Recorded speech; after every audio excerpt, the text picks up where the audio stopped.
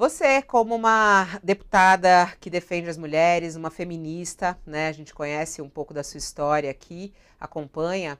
Como é que analisa esse momento nesse 7 de setembro?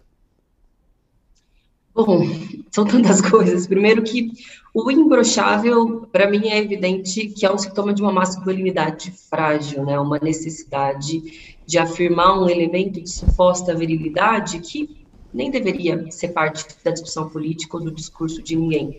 Aliás, recorrer a uma comparação entre as primeiras damas ou tecer elogios que dizem respeito a características pessoais da Michelle Bolsonaro também não deveriam ser parte do script de um ato do 7 de setembro ou de qualquer outra data.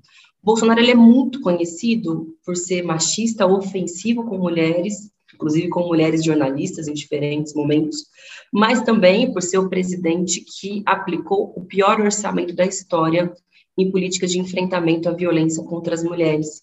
E ele sabe, porque as pesquisas eleitorais indicam isso, que é o eleitorado feminino, que é a maioria no país, que pode definir o resultado das eleições. Então, ele tenta disputar o imaginário dessas mulheres a partir de pautas, entre aspas, morais, né? Aspectos conservadores, da ideologia de gênero, do que ele chama de direito à vida, para se contrapor à pauta do direito ao aborto legal. Mas ele não consegue responder aquilo que são as demandas reais das mulheres, que são as principais atingidas pelo desemprego, pela fome, a violência doméstica e o feminicídio aumentaram ao longo dos últimos anos, porque, por um lado, ele cortou o orçamento, mas também porque ele estimula e autoriza a violência contra as mulheres. Quando ele é desrespeitoso com a própria esposa, quando ele faz duplo sentido, inclusive em algumas frases sobre a sua relação pessoal com ela, quando ele já foi desrespeitoso com a própria filha no passado, como ele já foi com deputadas, como ele é com jornalista. Então,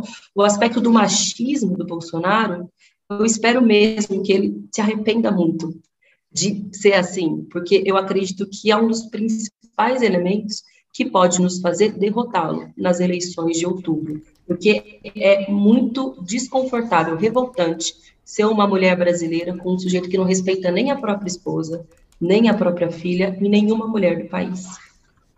E Agora, a sendo ele assim, deputada, sendo assim, houve um efeito, né, do discurso do Bolsonaro, a participação da Michelle teve um efeito, o Lula estava ali quase empatado com o Bolsonaro no eleitorado evangélico, e ele subiu, né? Pode ter batido num teto e tal, mas qual é o efeito eleitoral da participação da Michelle na campanha, a seu juízo, e qual é o estágio civilizatório que as mulheres brasileiras alcançaram? Por que é que esse discurso ainda tem eco num pedaço do eleitorado feminino, que é, como a senhora lembrou, majoritário? Acho que o Bolsonaro disputa um pouco o imaginário de família, de um modelo tradicional, conservador, que coloca a esposa numa posição de subalternidade aos seus maridos, as princesas, as que precisam se casar e dever obediência ou Nesse serem, ponto, a enfim. esquerda não falha? A senhora não acha que a esquerda falha? Porque dá a impressão de que a esquerda é contra a família. Não há um defeito na mensagem da esquerda em relação ao papel das mulheres e da família?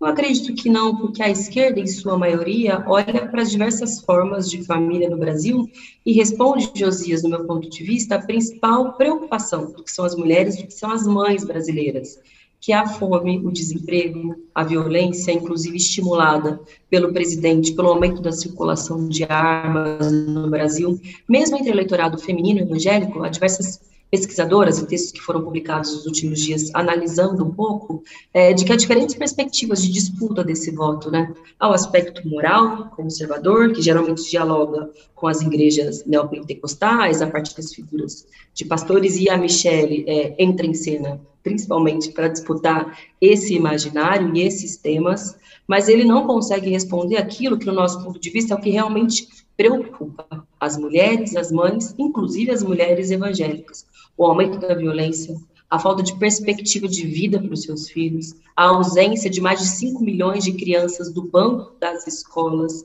o desemprego, o retrocesso no acesso ao ensino superior, tudo isso o Bolsonaro é incapaz de responder e nós estamos com o esforço de tentar levar cada vez mais longe propostas e um contraponto, né, do que é essa visão de mulher na sociedade, que já lutou muito para conquistar os espaços que galgou, mas que agora está com uma ameaça de forte retrocesso por esse discurso machista e misógino.